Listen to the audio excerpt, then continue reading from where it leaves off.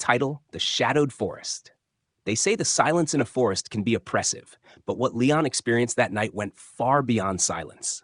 It was as if the forest had held its breath. No wind, no rustling leaves, not even the distant howl of an animal. Only the darkness, wrapping around him like a damp, cold cloak. Leon was 34 years old, an ordinary man with an ordinary life. As a journalist for a regional newspaper, he'd encountered his fair share of peculiar stories. Alleged UFO sightings, a farmer adamant that ghosts had stolen his livestock. But that day, something else had brought him to the remote village of Tremson. He was there to write an article, something about the dwindling population in rural areas. Yet the locals had other stories to share. "Don't go into the forest after dark," the old woman at the village well had warned him. Her face was deeply lined, her eyes empty. "It no longer belongs to us." Leon had smiled politely, nodded, and thanked her for the chat. Superstition, he thought. Every village had such tales, stories to keep children from wandering at night. But the more people he spoke to, the more uneasy he became. Things used to be different, the barkeep at the small tavern had said. The forest was normal. Now, though, well, some don't come back. "Who?" Leon had asked, forcing a thin smile. The barkeep shrugged and set Leon's beer down without another word. Leon took a deep sip from his glass and looked around. The tavern was sparsely populated. A few sullen figures sat in shadowed corners, their faces half hidden under slanted hats or gray hoods. They barely spoke to one another, and when they did, their voices were little more than murmurs, like the rustling of leaves in the wind. He pulled his notebook from his pocket and began jotting down a few questions. Who owns the forest? He wrote jokingly, trying to shake off the oppressive atmosphere that had lodged itself in his thoughts. The sentence felt almost absurd, but he couldn't shake the old woman's warning gaze. The image lingered. The barkeep watched him from behind the counter, polishing a glass that was already clean. Leon looked up. "Is there someone who can tell me more? About the forest?" The barkeep paused, scrutinizing him for a long moment. "Maybe the forester." "The forester?" The barkeep nodded, slid a crumpled note across the bar, and turned away, as if his duty was done. It was nearing dusk when Leon reached the small forester's lodge at the forest's edge. The sky was a muddy gray, and the first shadows crept between the trees. He parked his car on the crunching gravel and knocked on the heavy wooden door. "Yes?" came a gruff voice before the door opened. A gaunt man with deeply lined features stood before him. His eyes were an uncanny, piercing gray, as if they could see straight through Leon. "Leon Schilling. I write for the paper." Leon introduced himself, extending a hand. "I was told you might know something about the forest." The forester, who introduced himself as Mr. Meinert, didn't take his hand. Instead, he silently let Leon in. Inside, the air smelled of old wood and chimney smoke. A rifle hung on the wall beside a framed photo. The forester, visibly younger, posing with a group of hunters standing proudly beside a felled stag. "You're here for stories, aren't you?" Meinert finally said, seating himself at a heavy wooden table. "Fine, I'll tell you a story, but you won't believe it." Leon shrugged and offered a skeptical smile. "Try me." Meinert leaned back in his chair, arms crossed, staring out the window. It was about 12 years ago. Back then, the forest was still normal. Sometimes poachers or a bear or two, but that was it. Then, I don't know when it began, the forest started to change. Leon raised an eyebrow. "The forest changed?" "Yes," Meinert growled. "I know how it sounds, but it's true. The animals grew restless, the trees twisted, their trunks warped, their bark turned black, as if scorched. Sometimes you hear screams, voices that don't belong to people. I've heard them." "Voices?" Leon asked, a chill running down his spine. "Yeah," Meinert said, "and it's getting worse. Worse every year." That night, Leon couldn't sleep. He lay in the small guest room of the inn where the barkeep had sent him. The window was open, and a cool breeze wafted in. Outside, the forest lay still and motionless under a dark, starless sky. Despite the warnings, he couldn't stop thinking about it. What if there was some truth to the tales? What if the forest really was evil? Just past midnight, Leon made a decision. He would go into the forest. Just briefly, just to confirm the stories were nonsense. He pulled on his jacket, grabbed his flashlight and notebook, and slipped quietly out of the house. The forest was right at the end of the road. As Leon reached the tree line, the air grew colder. The ground beneath his feet was soft and damp. The flashlight cast trembling beams of light between the trunks, but the glow never seemed to reach far enough to pierce the darkness. Leon ventured deeper. Each step felt heavier, as though the forest itself resisted his presence. The silence was no longer just silence, it was alive, menacing. His heart began to race, a faint panic rising within him. Suddenly, he heard something. A whisper. Leon froze, the flashlight trembling in his hand. "Hello?" he called out, his voice thin and unfamiliar in the oppressive darkness. No response. Then out of nowhere came another sound, a shuffling noise. It seemed to come from somewhere ahead, or was it behind? Leon couldn't tell. The darkness disoriented him. He turned, but there was nothing, only the endless black forest. "I shouldn't have come," he muttered, forcing himself to breathe steadily. But just as he prepared to turn back, he heard it again, the whisper. It was closer, much closer. "Who's there?" Leon called out. And then he saw it. Between the trees, about 20 meters away, stood a figure. It was tall and motionless, its contours indistinct, as if it were made of shadow itself. Leon aimed his flashlight at it, but the light seemed to pass right through. The figure remained dark, shapeless, its outline faintly flickering as though it were trembling. Leon wanted to scream, but no sound escaped his lips. He stumbled backward, dropping the flashlight, which landed on the moss and went out. And in the darkness, Leon heard the figure approaching, slowly, step by step. Leon gasped for air. His hands trembled as he blindly groped in the dark for the flashlight. His fingers dug into the cold moss, but the flashlight was gone, swallowed by the ground itself. Step. A dull thud, very close. Leon felt the ground vibrate slightly beneath his feet. The figure was coming closer. Part of him screamed to run, but his legs were paralyzed. Step.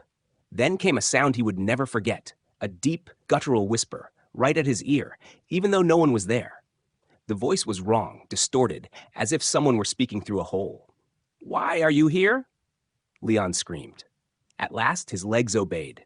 He turned and ran blindly through the forest. Branches whipped his face, thorns tore at his clothes, but he felt none of it. Adrenaline surged through him, just away from that voice. The ground beneath him was uneven, and he stumbled several times, catching himself each time. He had no idea where he was running. The forest looked the same in every direction. Shadows and darkness swallowed him. Then suddenly, he heard something new. Water. A river. The sound was faint, but it was the only noise that didn't feel like shadows and madness. Leon ran toward it, hoping the river would lead him back to civilization. After several minutes, he reached the riverbank. The water flowed sluggishly and black under the pale light of the moon.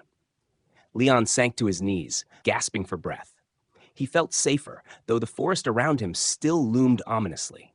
But then he saw it. On the other side of the river, only a few meters away, the figure stood again. It didn't move, but Leon knew it was watching him. Its body flickered, as if it might dissolve into the air. "What do you want?" Leon whispered, his voice barely audible. No response. The figure began to move. It glided silently across the ground, heading straight for the water. Leon stared in disbelief as the creature reached the bank and didn't stop. Instead, it stepped onto the water without disturbing the surface, as if it were floating. Leon backed away. No, this can't be. He stumbled, falling backward onto the moss, watching as the figure came closer. The distance between them shrank. 10 meters. 5. Leon could almost feel the shadow. A chill crawled over his skin, as though it were already touching him. Then he heard a sound, this time real. A voice, loud and human. "Over here! Quickly!" Leon turned and saw a light in the darkness. A flashlight. A person. It was Minert, the forester. "Run!" he shouted again. Leon scrambled to his feet and ran toward the light. The cold behind him grew more intense, but he didn't look back. He ran with all his strength to Minert, who waited for him before grabbing his arm roughly and pulling him along. "Don't stop! Keep moving!" Leon didn't know how long they ran. It felt like hours. The world was nothing but darkness, branches, and the flickering beam of the flashlight. But eventually, the forest thinned. The ground beneath their feet became firmer. They reached a clearing. Minert let go of Leon, and both collapsed to the ground, gasping for air. Leon was drenched in sweat, his clothes covered in dirt and moss. "What was that?" he panted. Minert looked at him with hard, watchful eyes. "I told you not to go into the forest." Leon shook his head. "But what was it? That figure?" Minert hesitated before answering. "I don't know. No one knows. But that thing belongs here, and we don't. Back in the village, after a silent ride in Minert's rusty SUV, the two sat in the forester's kitchen. A fire crackled in the hearth, but the warmth couldn't chase the chill from Leon's bones. That wasn't human, Leon muttered, more to himself. No, Minert confirmed. It was something else. Why don't you warn people? Why doesn't anyone do anything about it? Minert laughed bitterly. What would you do? Cut down the forest? They tried that years ago. The men didn't come back. Those who did weren't themselves anymore. The forest doesn't allow itself to be harmed. Leon looked up. What do you mean by not themselves? Minert's gaze darkened. The forest changes people. Their minds, their thoughts. They come back, but they're empty. Their eyes are like windows to nothing. Leon fell silent. The words echoed in his head, and he saw the figure again in his mind's eye. That cold, lifeless darkness. Leave tomorrow morning, Minert said quietly. Leave the village and forget what you've seen. It's the best thing you can do. But Leon couldn't sleep. The figure haunted his dreams, an endless whispering, shadows reaching for him, and the question that echoed deep in his mind, why are you here? The next morning, Leon sat in his car, his hands gripping the steering wheel tightly. He wanted to drive. He really did. But something held him back. He glanced at the forest, lying silent and motionless in the distance. Leon knew. He couldn't leave. Not now. He had to go back. He had to find out what the forest really was. Leon stared at the dark rows of trees on the horizon. The forest lay there like a sleeping monster, but Leon now understood it was anything but asleep. It was awake. It was alive. And it was waiting. What are you even doing here, Leon? He muttered to himself. His hands were still gripping the steering wheel, knuckles white with tension. He should have driven away, far from this godforsaken village, but he couldn't. There was a burning curiosity that compelled him to stay. He was a journalist. It was in his nature to seek answers. But something deep inside warned him. There are no answers here, only more darkness. He grabbed his camera and notebook from the passenger seat, stepped out of the car, and headed back toward the forester's house. Minert was less than pleased to see Leon standing at his door again. I thought I made it clear last night that you should leave, Minert growled, crossing his broad arms over his chest. I can't, Leon replied bluntly. Whatever is out there in that forest, I have to understand it. I have to document it. Maybe it'll help warn people. Minert shook his head and rubbed his weathered face. Warn? You can't warn the forest, can't understand it, can't fight it. It has its own will. And you're just another fool about to lose himself in it. Then show me, Leon said defiantly. Minert stared at him for a long moment, his gray eyes sharp as knives. Finally, he sighed. Fine. You want answers? You'll get answers, but you'll regret it, believe me. An hour later, they were back at the forest's edge. Minert carried a heavy flashlight, a rifle slung over his shoulder, and a packed rucksack. Leon felt strangely unprepared next to the forester. He carried only his camera, a notebook, and a water bottle. Stay close to me, Minert said sternly. No matter what you hear or see, don't get distracted. The forest plays tricks on you. It'll show you things that aren't real. Memories, fears, desires. Don't fall for it. Leon nodded, swallowing hard, and followed Minert into the shadows. The first 100 meters passed surprisingly normally. The ground was damp but firm, and the trees appeared like ordinary oaks and pines. Leon began to wonder if he had imagined everything the night before. But the deeper they went, the stranger the forest became. The trees suddenly grew closer together, their trunks twisting into grotesque shapes. Some looked like faces, silent screams frozen in the bark. The air grew cool and damp, carrying a musty smell like old, hot, rotting wood. Minert, do you see that? Leon whispered, pointing his camera at a particularly disturbing tree whose branches reached toward them like skeletal hands. Don't look, Minert muttered. Keep walking. Reluctantly, Leon lowered his camera and forced himself to move forward. His footsteps crunched on the ground, which now felt oddly pliant, as though they were walking on something alive. After a while, Minert stopped abruptly. He raised a hand. Do you hear that? Leon held his breath. At first, he heard only his own heartbeat, pounding in his chest. Then, faintly, like an echo, came the sound of sobbing. A child's cry. Is someone there? Leon whispered, but Minert grabbed his arm. No one's there. It's the forest. It mimics. But it sounds real. It's not real, Minert hissed, pulling Leon forward. That's the trick. The forest wants you to think it's real. It wants you to lose yourself. The sobbing grew louder, heart-wrenching in its despair. The anguish in the sound froze Leon's blood.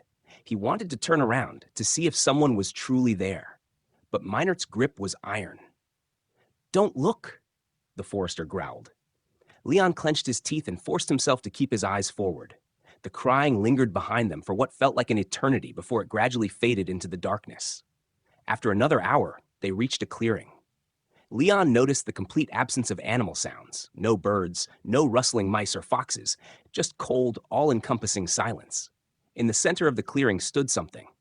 At first, Leon couldn't make it out, but when Minert shone his flashlight on it, Leon gasped. It was an old chapel. Small, barely larger than a tool shed, and clearly abandoned for decades. The roof was partially caved in, ivy and moss creeping over the walls. The windows were bricked up, but the door hung open. A faint draft of air seemed to emanate from the darkness inside.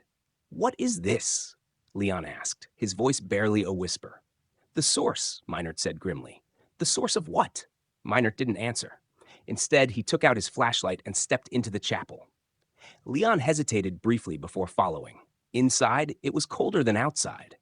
The floor was covered in dust and leaves, but at the center of the room stood something that made Leon shudder. A stone altar, crudely carved, covered in strange symbols. The symbols looked ancient, their lines distorted and alien, as if they had been created by no human hand. What is this place? Leon murmured.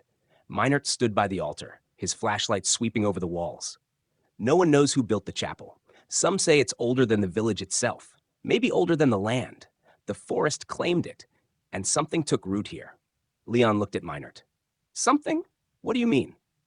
Minert slowly raised his gaze. His voice was barely audible as he replied, The forest has a will, and this place is its heart. Leon felt the atmosphere shift. The air grew heavier, thicker. A strange hum vibrated in his ears, as though the ground itself were speaking to him. But suddenly, without warning, the whispering began again. He spun around abruptly. Shadows crept into the corners of the chapel. They seemed to move, to breathe. We need to leave, Minert said. Now! Before Leon could react, he heard a voice. This time, it wasn't the distant, faint whispering. It was right beside him, and it sounded like his own. Stay, with me, Leon screamed. Leon staggered backward, his breathing heavy and uneven. The voice, sounding just like his own, echoed in his mind. It had been so close, so real, that he could swear he'd heard the words whispered directly into his ear. Minert grabbed his arm and roughly pulled him toward the chapel's exit. Move, the forester growled. If we stay here, we won't come out alive. But Leon's legs barely obeyed him. He stumbled forward as the whispering behind him grew louder. It wasn't a single voice anymore. It was a chorus, distorted and unintelligible, filled with menacing urgency. Minert dragged him through the broken doorway into the open. The moment they crossed the threshold, the forest seemed to shift. Shadows thickened, and the trees loomed closer together as if trying to ensnare the two men. Let go of me, Leon cried, wrenching himself free of Minert's grip. I can't do this. I need to know what's in there. Minert spun to face him, his eyes wild. There's nothing to know, damn it. You're looking for answers, but the forest doesn't give them. It takes you, and if you want to lose your mind, fine. Go back in, but without me. The words hit Leon like a slap. For a moment, he was paralyzed, torn between his insatiable curiosity and the cold, raw fear gnawing at him. Then, the whispering grew louder again. Why are you here? The question was everywhere, in the trees, the wind, his own mind. It pierced through him like an unending echo. I'm here because, he began, but his voice faltered. What was he supposed to say? Why was he really here? Suddenly, Minert grabbed him again, yanking him roughly along. It doesn't matter why. You're here, and that's enough for the forest. We have to leave now. The journey back was a nightmare. The forest was no longer the same. The trees seemed to shift and close in around them. The ground beneath their feet grew soft and slick, and Leon kept hearing sounds. Footsteps behind them, faint giggles, screams echoing from far away. Minert kept his flashlight firmly on the path, but its beam barely seemed to penetrate the darkness. How much farther? Leon gasped, feeling his strength ebbing away. Not far, Minert replied tersely, though his voice was taut with tension. Suddenly, Leon heard something else. Another sound, different this time. It was a deep thud, followed by a second, then a third. It sounded like the pounding of a giant heart deep beneath the earth. "Do you hear that?" Leon asked, but Minert didn't respond. The pounding grew louder, more rhythmic. It resonated through the ground, vibrating in the air. Leon froze, unable to move. "It's the forest," he whispered, realization dawning on him. "It's alive." Minert turned to him, his eyes sharp as a blade. "I told you that. And if you want to survive, you'll start moving." But before Leon could act, the forest seemed to explode. Shadows surged toward them from all directions, thick and unstoppable like a flood. Minert raised his rifle and fired, but the bullets vanished into the darkness without effect. "Run!" Minert bellowed, but Leon was paralyzed. The shadows were everywhere, clawing at him, enveloping him in a cold, living mass. And then, silence. When Leon opened his eyes, it was daylight. The sun filtered through the trees, and the forest was quiet and serene. He lay on damp moss, alone. Minert was nowhere to be seen. Leon slowly pushed himself up, his body aching with every movement. "Minert?" he called, but his voice echoed faintly among the trees. He was alone. The camera lay next to him in the moss. He picked it up and turned it on. The screen flickered, and then he saw images. Pictures he hadn't taken. The chapel, the symbols, the shadows. And the last one, a photo of himself standing in the heart of the forest, surrounded by darkness, staring directly into the camera. His face was blank, his eyes pitch black. Leon dropped the camera and stumbled backward. His breathing quickened, his mind spinning. No, this can't. But then he heard it again. The whispering. "Why are you here?" Leon turned and ran. Days later, they found him wandering near the edge of the village, his clothes torn, his eyes hollow. He didn't speak, didn't respond to any questions. The villagers brought him to the hospital, where he finally drifted into a deep sleep. He dreamed of shadows, of whispers, and of a dark forest that never ended. And when he finally opened his eyes, the world was no longer the same. Leon knew. The forest hadn't completely let him go. Not really.